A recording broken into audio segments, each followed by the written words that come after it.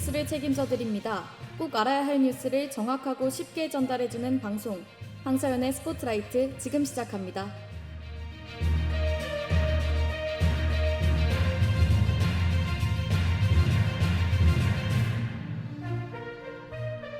전대인 여러분 안녕하십니까? 저는 아나운서 백소영입니다. 오늘 방송 전북대학교 방송국 황사연 기자님과 함께합니다. 안녕하세요. 네, 안녕하세요. 네, 이번 주에도 많은 일이 있었던 것 같아요. 네, 끝나지 않고 더욱 거세지고 있는 코로나 바이러스 확산세와 아프가니스탄의 이야기로 뉴스들이 꽉 찼던 한 주였던 것 같습니다. 네, 그중에서 오늘은 어떤 이야기를 나눠볼지 기대가 되는데요. 그럼 노래 한 곡 듣고 와서 오늘 방송을 본격적으로 시작해 보도록 하겠습니다.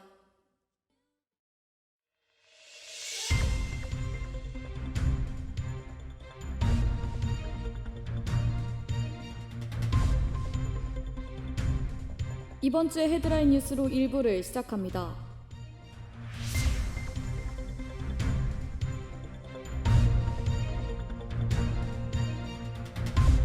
코로나 신규 확진 2,025명, 일주일 만에 다시 2,000명대. 국내 신종 코로나 바이러스 감염증 1일 확진자 수가 2,025명을 기록하며 일주일 만에 다시 2,000명대를 기록했습니다. 이번 확진자 수는 국내 코로나19 사태 이후 5번째 2,000명대 기록입니다. 지난 26일부터 이날까지 최근 일주일간 발생한 신규 확진자는 26일 1,882명, 27일 1,838명, 28일 1,791명, 29일 1,619명, 30일 1,486명, 이번 달 1일에는 1,372명, 2일에는 2,025명으로 하루 최소 1,300명 이상씩 나왔습니다. 지난달 7일 1,211명을 기록한 이후 57일 연속 확진자 4자릿수를 이어갔는데요. 주간 확진자 발생 흐름상 통상적으로 주말 휴일 검사 건수 감소 영향에 주 초반까지는 확진자 수가 다소 적게 나오지만 수요일을 기점으로 급증하는 양상이 계속되고 있습니다. 정부는 다음 주부터 적용할 사회적 거리두기 조정안과 추석 연휴 특별 방역 대책을 9월 3일 발표했습니다. 조선비즈 최민석 기자의 기사였습니다.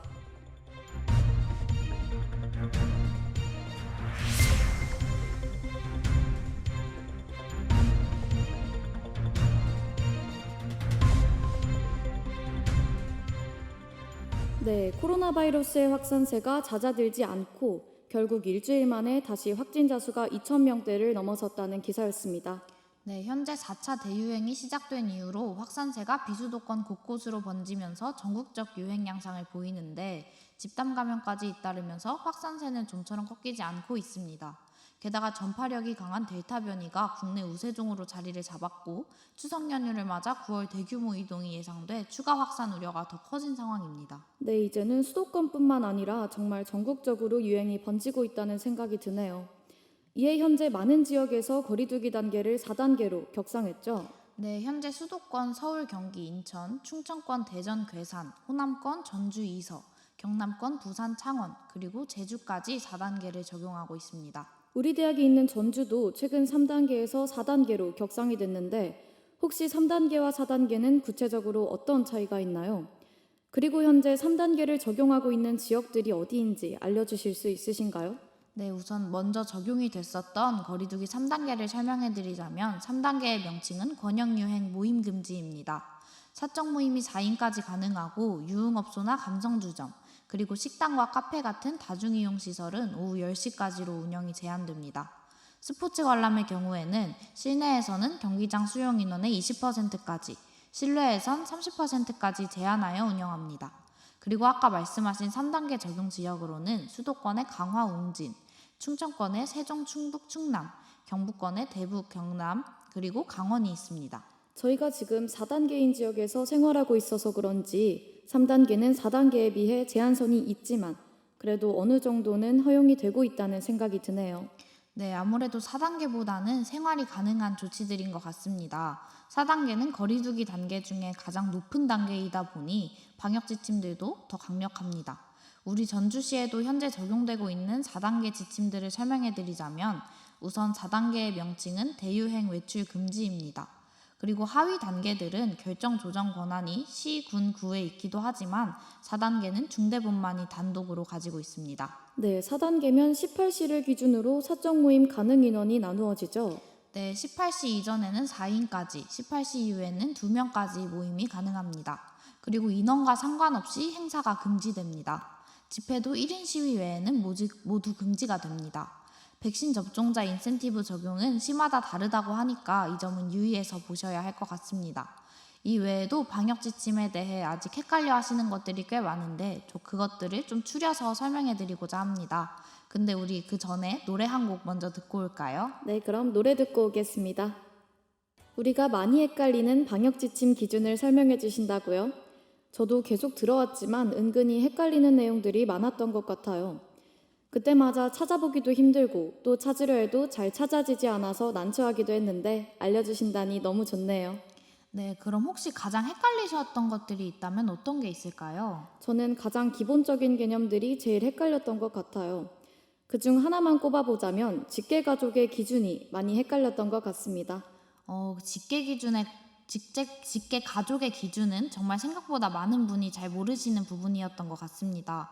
직계 가족을 직관적으로 풀어보면 세대가 상하 직선적으로 연결된 가족을 뜻합니다.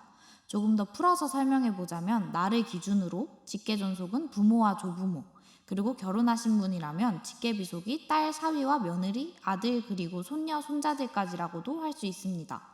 현재 거리두기 3, 4단계에서는 모두 인원 제한 시 직계가족 예외를 적용하지 않는다고 합니다. 네, 가족 구성원 중에 수직적인 관계도를 생각해보면 되겠네요.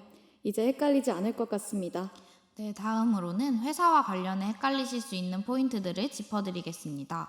보통 아침부터 저녁까지 머무르는 곳이기 때문에 식사 관련으로 혼란을 많이 겪는다고 하는데 업무 미팅이나 회의 같은 기업의 경영 활동은 사적 모임에 해당하지 않으나 회의 전후로 이루어지는 식사 모임은 사적 모임에 해당합니다.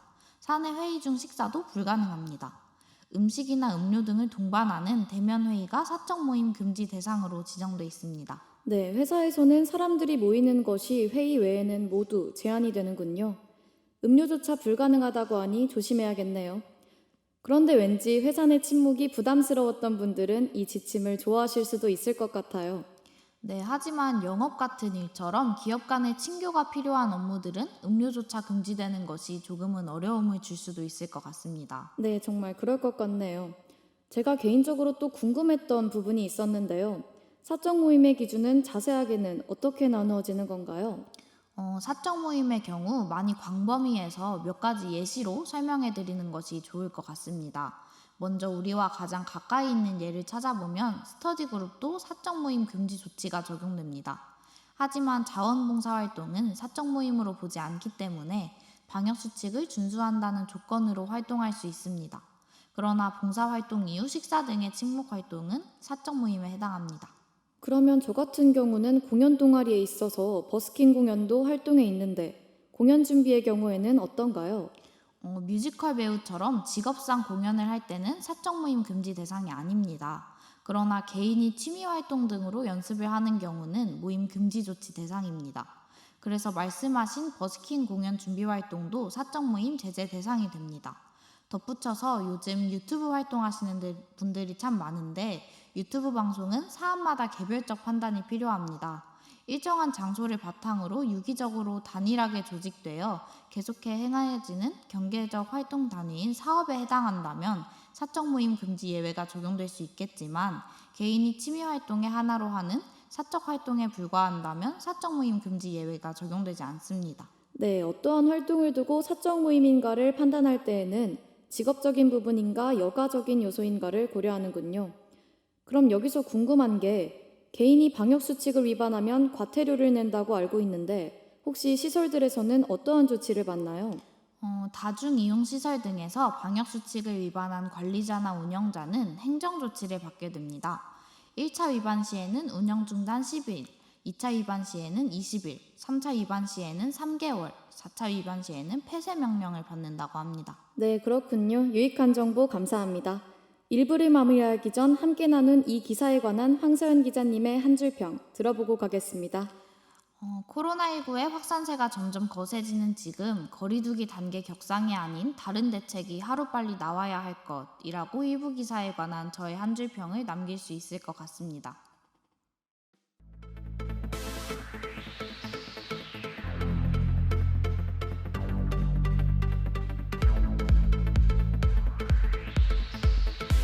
여러분은 황소연 기자와 함께하는 황소연의 스포트라이트를 함께하고 계십니다.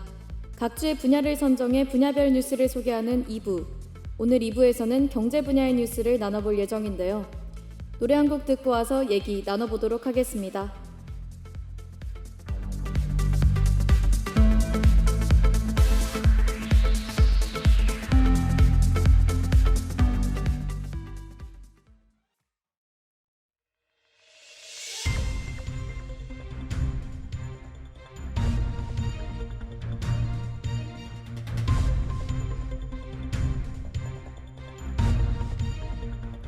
경제부 뉴스로 오늘의 2부를 시작합니다.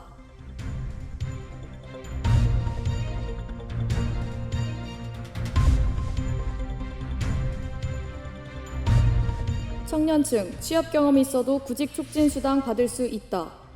앞으로 국민 취업 지원 제도에 참여하려는 청년은 취업 경험과 관계없이 1인당 최대 300만 원의 구직 촉진 수당을 받을 수 있게 됩니다. 고용노동부는 지난 9일 코로나19로 인한 고용위기 등으로 취업 취약계층인 청년에 대한 지원 확대를 위해 이같이 제도를 개선했다고 밝혔는데요. 1, 유형에서 중위소득 120% 이하이면서 취업 경험이 없을 경우 선발형으로 지원하고 있는데 학업과 아르바이트 등 소득 활동을 병행하는 청년들이 제외되면서 형평성 문제가 제기된 바 있습니다. 이 같은 지적을 반영해 고용부는 지난달 관련법 개정에 따라 취업 경험이 있는 청년의 경우에도 구직 촉진 수당을 받을 수 있도록 제도를 개선했습니다. 이에 따라 1유형 지원 요건은 18세에서 34세 청년 대상 가구 중위소득 120% 이하이면서 재산 합계액이 4억 원 이하인 경우입니다. 정부는 9월 중 청년이 아닌 연령층에 대한 구직 촉진 수당 수급 관련 재산 요건도 완화할 방침인데요. 기존에는 4인 가구 기준 중위소득 50% 이하, 재산 3억 원 이하인 경우에만 신청이 가능했지만 앞으로는 중위소득 60% 이하로 재산 요건은 4억 원 이하로 확대됩니다. 보호 종료 아동 등 취약계층을 위한 지원도 강화합니다. 지난 8월 중 고용센터 직업상담사 등과 함께 취업 서비스를 강화해 지원했으며 직업계고 학생에 대해서도 졸업 후 취업을 희망할 경우 3학년 마지막 학기부터 제도에 참여할 수 있도록 제도를 운영하고 있습니다. 또한 노숙자와 같이 본인 명의 계좌를 활용하기 어려운 경우 지방관서 명의의 입출금 계좌를 활용해 구직촉진 수당을 지급하도록 하고 있습니다. 뉴시스에 게시된 뉴스였습니다.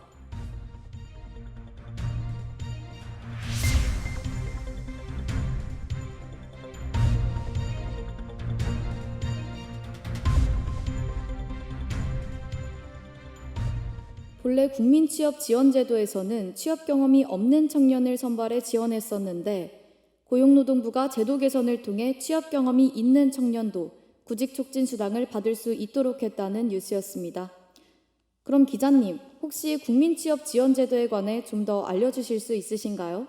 네, 국민취업지원제도는 저소득층이나 취약계층을 대상으로 직업훈련이나 복지 프로그램 연계 서비스를 제공하는 제도입니다. 뉴스에 나온 부분은 1유형에 관한 부분인데 이 제도는 구직촉진수당과 취업 서비스를 지원하는 1유형과 취업활동비용과 취업지원 서비스를 제공하는 2유형으로 나뉩니다. 네, 아까 나왔던 유형 관련 내용이 이거였군요. 그럼 노래 듣고 와서 더 자세한 얘기 나눠보도록 하겠습니다.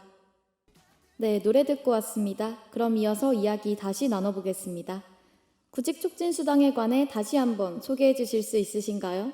네, 만 18세에서 34세 청년이 가구 단위 월 평균 소득이 기준 중위소득의 120% 이하이고 재산 총액이 4억 원 이하일 경우 신청해 받을 수 있는 수당입니다. 온라인, 오프라인으로 모두 신청이 가능하며 1인당 월 50만 원씩 6개월 동안 총 300만 원의 구직촉진 수당을 받을 수 있습니다. 네, 1유형 참여 기준은 앞에 말씀하신 소득 부분만 충족하면 되는 건가요? 제한되는 기준들이 더 있습니다.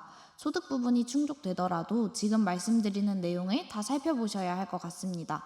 우선 학업이나 군복무 등으로 즉시 취업이 어려운 분들, 그리고 실업급여나 자치단체 청년수당을 이미 수급 중이고 종료 후 6개월이 지나지 않은 분들, 생계급여 수급자분들입니다. 생계급여 수급자분들은 2유형에는 참여할 수 있지만 다른 분들은 2유형에도 참여할 수 없다고 합니다. 네, 최대한 많은 청년이 지원받을 수 있도록 중복 지원으로 지원이 쏠리는 것을 막고 있군요.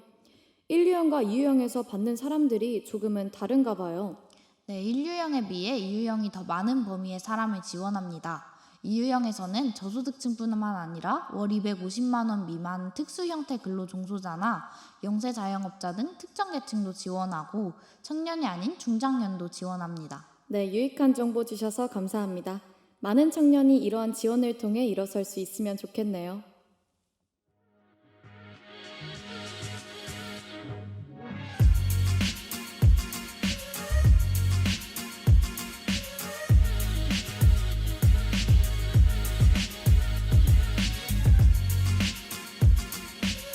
이번 주 일어난 황당한 뉴스를 소개해드리는 코너 세상에 이런 일도입니다. 음식점에 생수만 24병 주문해 배달받은 손님이 별점테러와 함께 황당한 리뷰를 남긴 사실이 알려져 공분을 사고 있습니다. 지난 7일 페이스북 페이지 송탄 말해드립니다에 식당을 운영하는 자영업자의 사연이 게시되었습니다.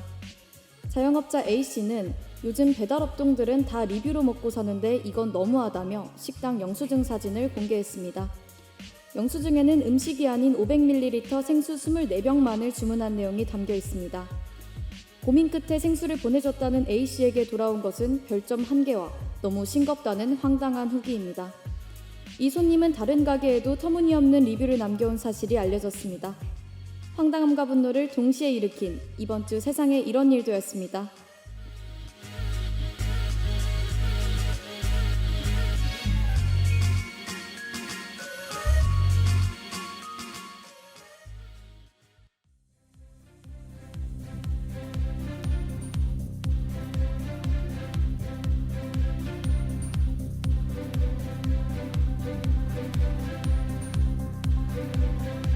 네, 아쉽지만 오늘 저희가 전해드릴 뉴스 이야기는 여기까지입니다. 더 풍성하고 다양한 이야기로 다음 주 이 시간 다시 돌아오겠습니다.